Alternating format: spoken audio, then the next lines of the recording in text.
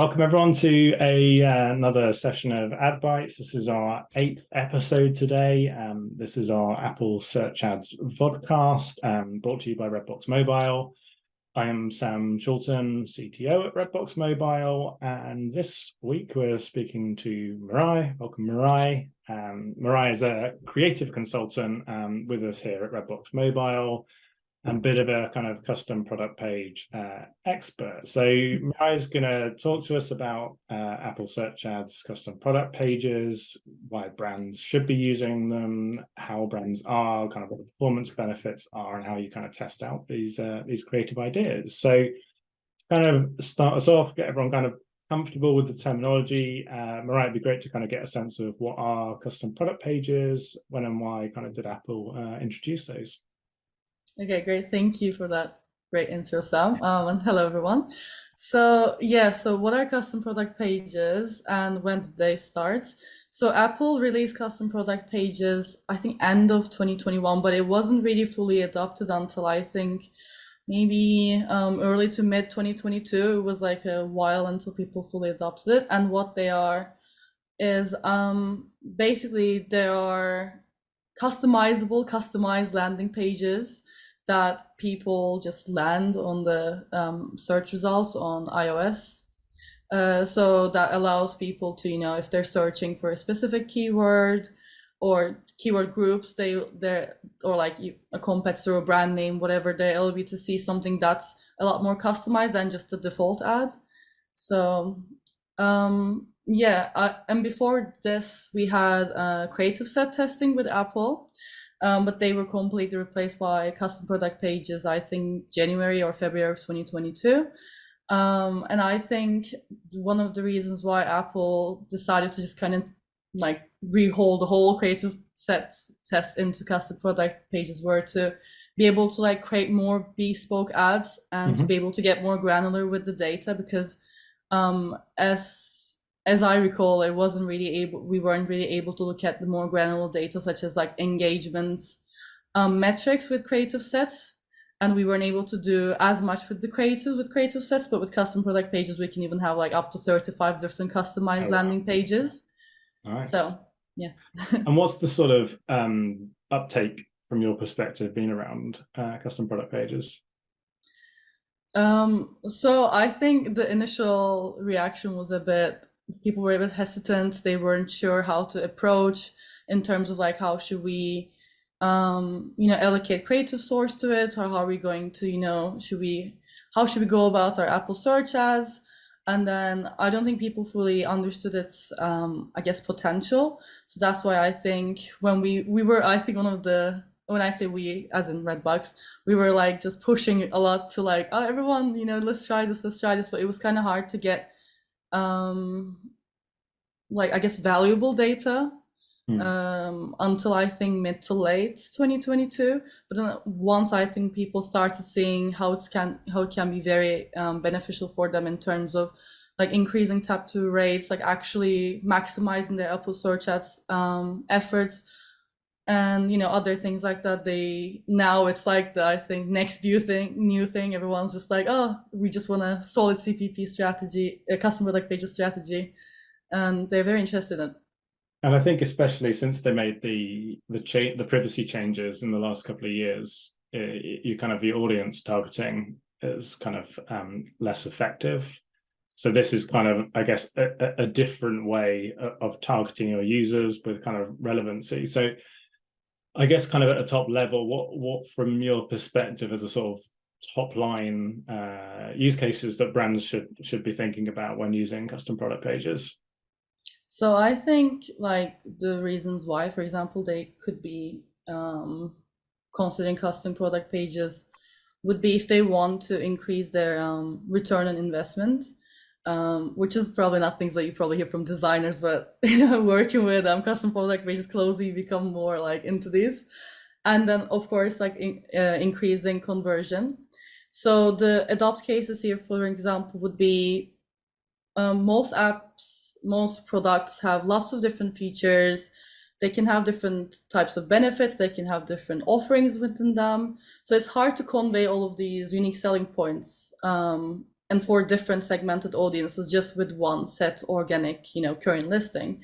So that's, I think, the main reason people are like interested in adopting custom product pages, because you're allowed to just customize your screenshots and your videos and also your promotional text for specific, audience segments, or you can adopt different design styles to see if, like, obviously one type of, let's say, product is doing better than your other product within your app and things like that. So it can be very, I think, attractive in that sense.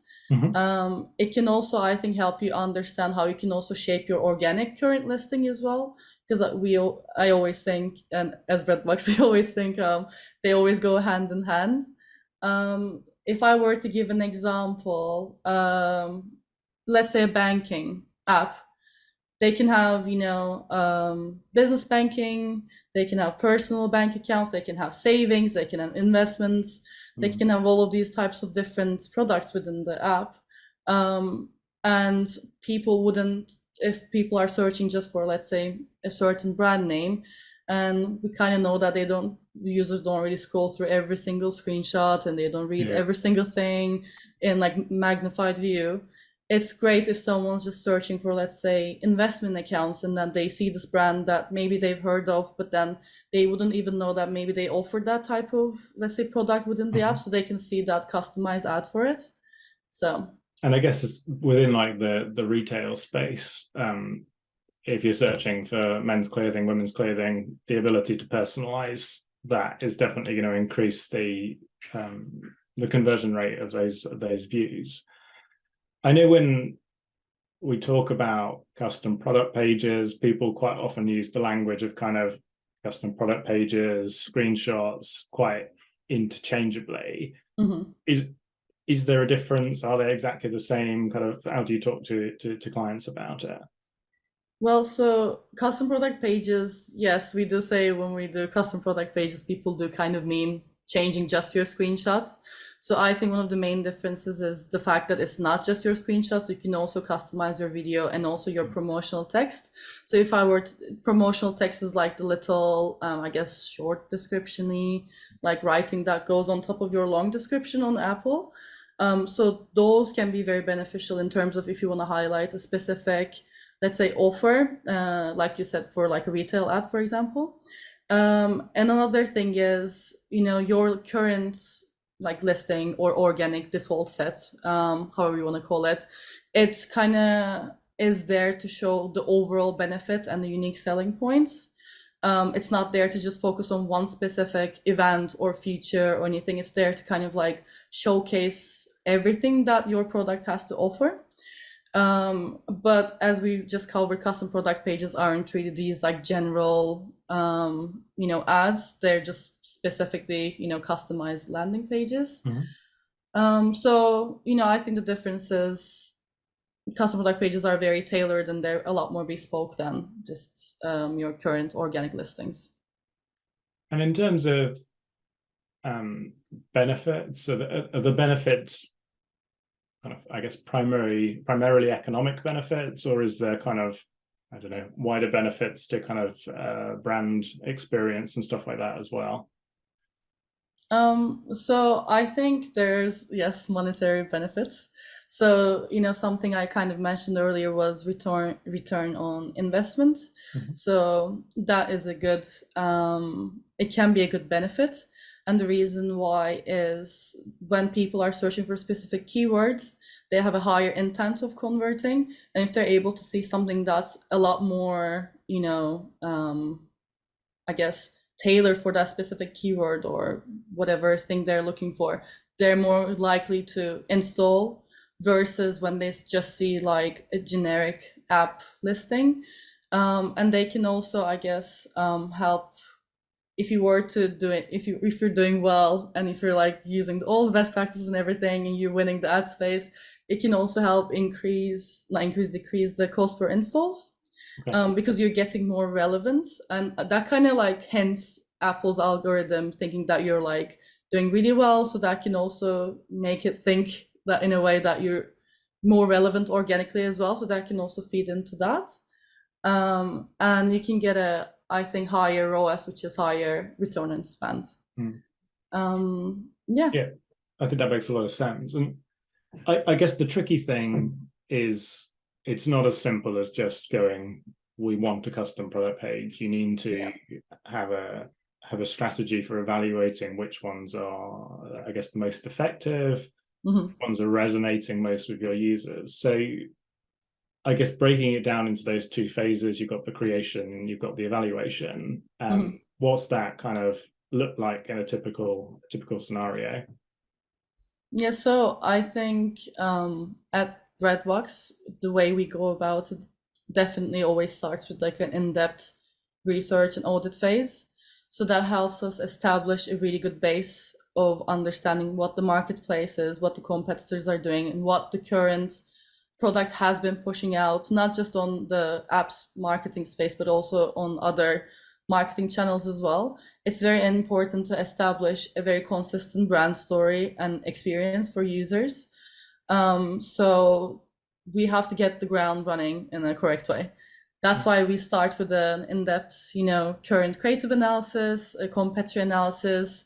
The design team at Redbox and the account managers who deal with Apple Search Ads, they work very closely collaboratively as well in terms of just establishing missed opportunities, maybe because they can look at keywords or campaign setups in a more analytical way, and the designers can look at the creatives that has been used for custom product pages in the past, or just their default listing, and kind of understand where we can implement best practices. So that kind of helps us determine the next stage would be the strategy phase, then which after we understand the current product and the state it's in, the competitor and the marketplace, the current trends, all of that fun stuff, we're able to then determine the target audiences.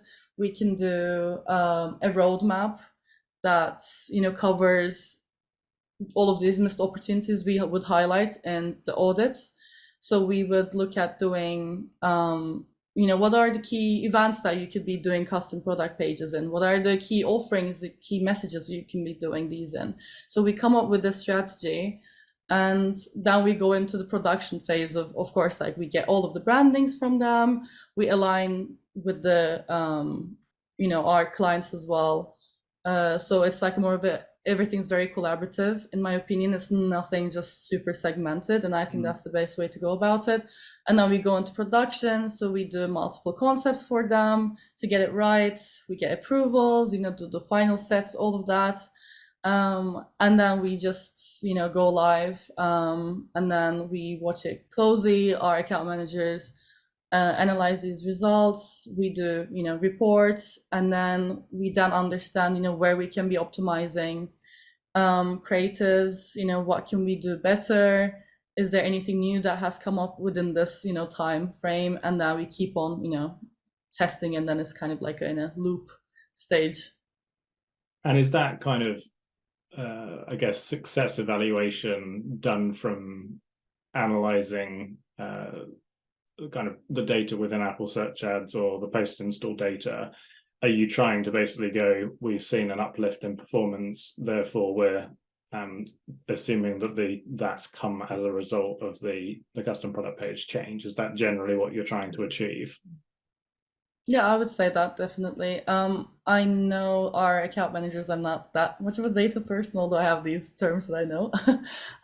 They look at tap-through rates, definitely, and they look at the different ad groups that we've established and the creatives we pushed out, and then they compare that to the default, just the normal ASA ad.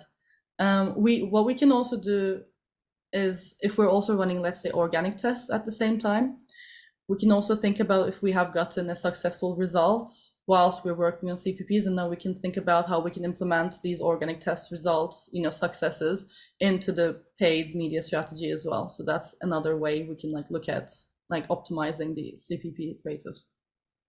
And I guess a question a number of people will be kind of thinking is, what are the limitations around custom product pages?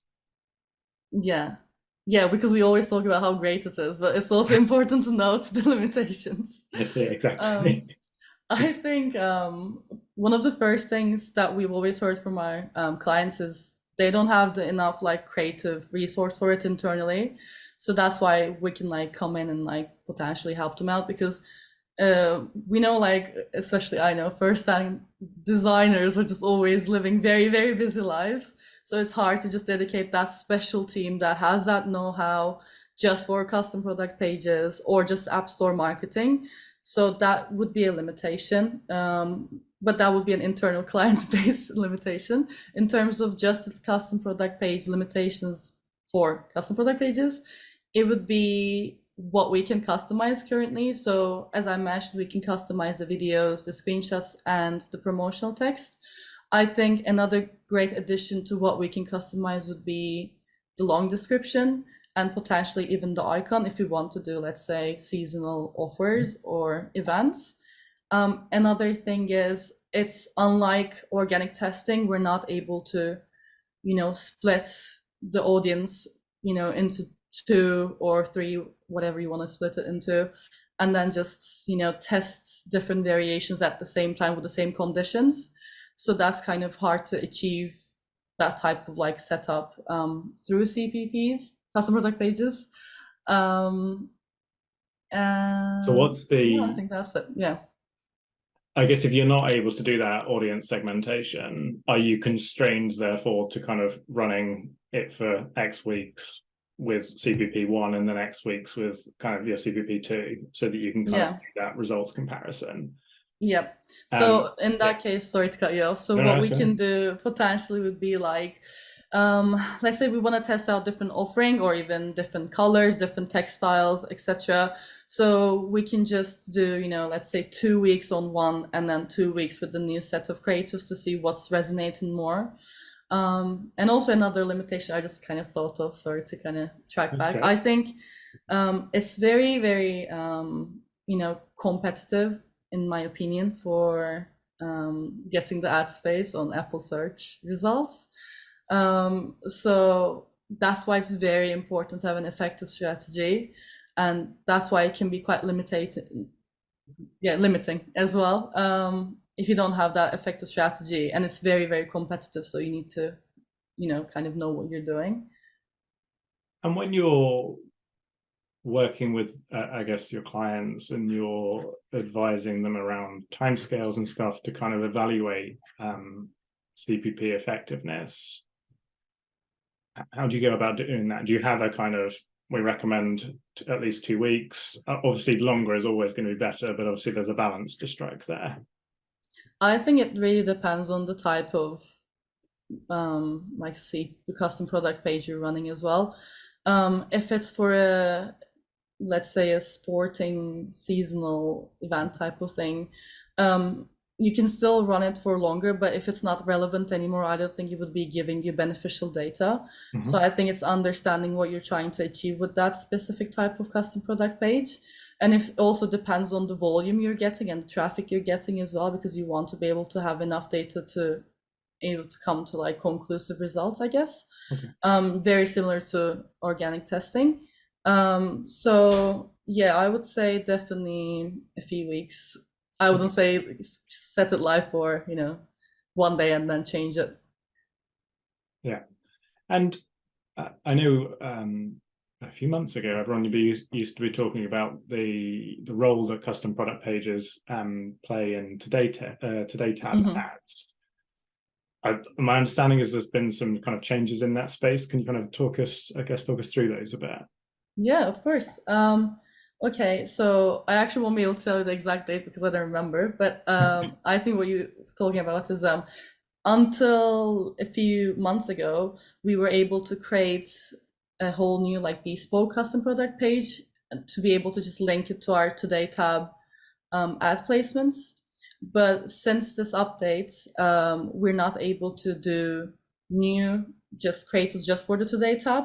What we're now able to do is choose from our current custom product pages and link that to the Today tab ads.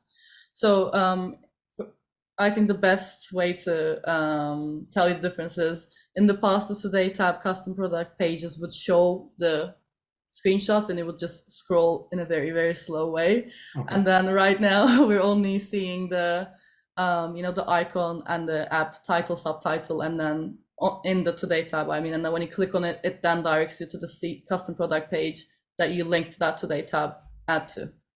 Okay, so it's important to make sure that there's a strong degree of kind of relevance between the user expectation from the Today tab to then the custom product page that you're referring them to. Okay. Yeah, 100%. And you've mentioned kind of organic insights, organic data, quite a few different points during our kind of conversation so far. What are the sort of insights that you can draw from an organic perspective in relation to kind of what you're doing in the custom product page space? Yeah. I think when we do organic testing, we look at different types of ways we can test creative. So it can be doing cosmetic changes, or it can be about the actual content itself or the product itself. So when we're doing cosmetic changes, what I mean is, color changes, using a different phone device, or, different color text or bolder text or bigger text. So those are the cosmetic changes I mean. And the more content-based one is what I mean by like how we're actually showing the product itself, or what kind of messaging we're putting forward, how we're communicating the brand identity, etc. So those are very important things to, I think, test. And the more we actually get an understanding of which types of like cosmetic and also content-based like changes are resonating more with people, I think it's not a good idea to just keep that just for the organic and then not really implement it to the rest of your branding or what you're putting out in the app stores. So hence, we think the learnings we get from organic testing can be implemented into designing custom product pages. But it can also work in a vice versa way, where we actually had this happening where we were working with the client and then we weren't able to push the organic tests after, like the custom product page went live first, and then we were able to do organic testing later that. So the style we implemented in custom product pages actually was doing a lot better, because we kind of took the approach of doing a little like style revamp for our clients, and seeing that that was doing quite well, we thought, why not also, test this organically? And that also did quite well in organic testing too. So they, I think, continuously like feed into each other. And I know we've kind of alluded to this at a few points, but I think this is one of the challenges to having an effective kind of custom product page strategy. Is it's not just having the design skills, it's not just having the app store optimization skills. You kind of need to understand all of these things. And I think where you can, engaging with companies that have kind of expertise in multiple spaces will generally kind of deliver you a kind of better longer term performance. I know when we talk about, or when you hear people talk about custom product pages, sometimes it can sound like you need custom product pages, and it sounds like it's a kind of, you pay someone, you get custom product pages, you're done. We obviously know it's not as simple as that. So kind of, how should people kind of understand that it isn't a one-off activity? There is actually a longer term strategy to it. Kind of, how do you tend to talk about that with clients? Yeah, so yeah, you're definitely right. We don't treat it as a single one time off type of, thing. We do see it as a very integral part of, maximizing your paid strategy. And also we mainly talked about, Apple search ads. It's also worth mentioning custom product pages also do work with some other, paid media channels as well. So you're also able to, maximize that through that, because again, ensuring that consistent user marketing, if they're coming from a certain social channel to your landing and they see that consistent branding and messaging, higher chance to, convert. So when we're talking about custom product pages with our clients, we never talk about in a way that, okay, so we'll just do this one specific one and then you're done. We're like, okay, so we have to do a whole roadmap for you. And that would be obviously depending on like how long, but it would be at least 3 months, but it can be 6 months, 9 months, a whole year, because it's an ongoing piece. It's an ongoing collaboration piece, in my opinion. Also, market trends can change, style trends can change, specific things in the world can happen. So you need to be just very perceptive and open to, creating a strategy around that, not just doing it one time and then just thinking that's like, I'm set for the rest of my life. So in terms of, kind of, when I mentioned about our process with Redbox, I think it's important to kind of understand the types of CPPs that people can benefit from instead of just like doing one, because there's so many different types you can do. So, you can do a brand one, you can do a competitor based one or more, you can do, event based ones, offer based ones. There's so many different ones that you can do, and because of the fact that there's this opportunity that's available to you, having up to 35 ad spaces for different types of segments, I think that's like the way we talk about it. We won't say just one time done, but it's like you have this great opportunity in front of you to be able to cater just one product to so many different segments of audiences and so many different ways you can highlight your benefits and features in different ways, so, and it's just continue. I think that's really helpful, and I think the thing to like not forget is CPPs and like are not a replacement for having a quality set of default ad screenshots. That is what the vast majority of your users are going to see. So I've seen instances where the CPP looks like it's performing really, really well, but that's because the default screenshot set was really poor in the first place. So this is where I think it's important to be looking at your kind of your brand presence as a whole, and seeing custom product pages as a way to supplement that, not as a means by which to kind of to plug gaps. And I think where custom product pages kind of make sense to slot in is if you see huge disparity between tap-through rates on certain keyword sets and other keyword sets. And that's where it's important. And as Miray was kind of mentioning earlier, that audit phase at the start is where you can identify the kind of the role, I guess, all of that stuff that can play. What I always like to do, Miray, when I have kind of people on these sessions with us is, I guess, a little bit of kind of wish listing, kind of thinking of what's going on in the future. What would you like to see, I guess, in the custom product page space that Apple could do to kind of, I guess, improve the utility of them in this space?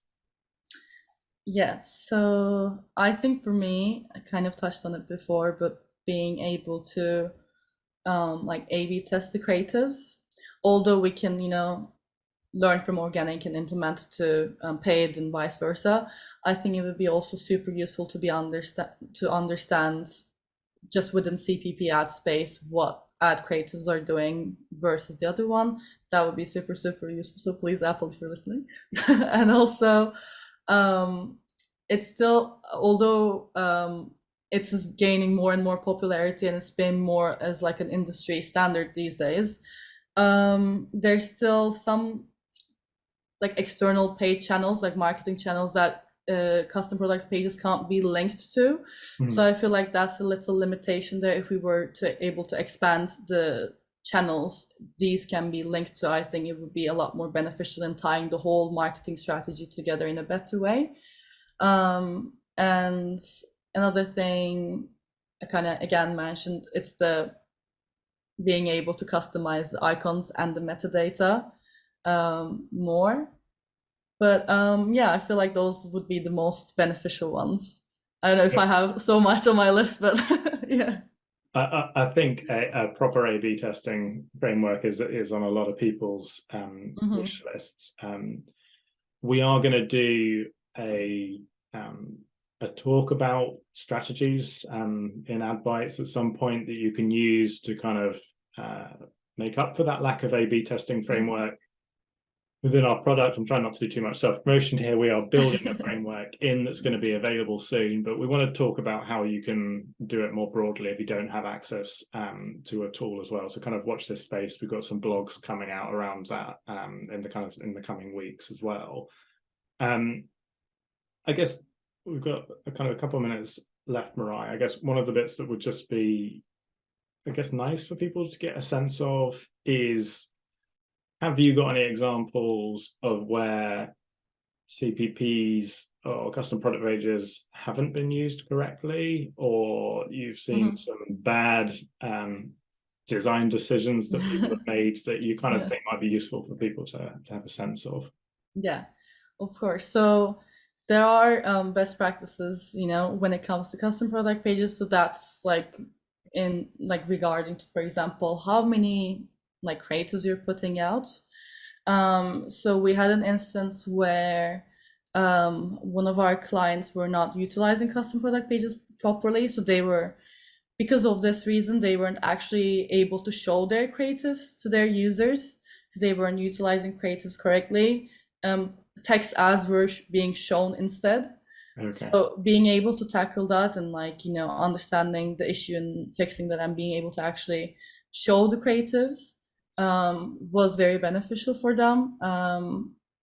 And also thinking about, I think, because people maybe get sometimes too excited about showing too much, it's still about, considering that it still is the main, firstly, the 3 screenshots will be shown, portrait screenshots or 1 landscape. So not overloading with too much messages, not being too cluttered, the main design principles also apply here. I think, yes, those would be it. Just understanding best practices. And if they're not utilizing that, we've, as I said, seen instances of that and being able to correct it and doing it in a better way, not in a judgmental way, but in a better way. And then understanding ASO design best practices and overall, overly just implementing that into the design choices. We're obviously coming up to a time of year where we've got some pretty big holidays or commercial periods. We've got Black Friday, Cyber Monday, Christmas. These seem like good opportunities to utilize some of this stuff where there is kind of high degrees of seasonality. Are you expecting kind of a big uplift in the kind of use of them around these sort of periods? Yes, I do. I mean, it also depends on the genre, I guess, of the product itself, but especially for, I would say, retail apps, I'm expecting to see quite a lot around Black Friday and Cyber Monday. And also about Christmas, we do see a lot of gaming clients to, do lots of seasonal advertisements or just, creating bespoke creatives for these types of seasonalities. So I'm expecting to see that I'm taking part in those as well. So yeah, I think it's always worth noting that Christmas Day is the biggest, if not one of the biggest days each year on the App Store. So it's really important that you make sure you're able to kind of capitalize on that audience around that time. So kind of be thinking about that. And obviously feel free to reach out to us if we can kind of help in any of that space. But kind of just make sure you're building that into your kind of strategy as you're going forward. But I think that's kind of all we got time for, Miray. So kind of, massive thanks to kind of joining us. Hopefully people have found this useful and kind of got a better grasp that CPPs isn't just a kind of something you buy off the shelf and that's then done. There's actually strategy you need to consider around this and kind of considerations on how you can get the kind of the most value out of it. We're all on LinkedIn. Please reach out to us for questions. We're just happy to chat about this. We're kind of enthusiastic about it. So big thanks to Miray, and big thanks to anyone that's tuned in to listen, and hopefully we can kind of bring you more interesting talks in this space. Thank you.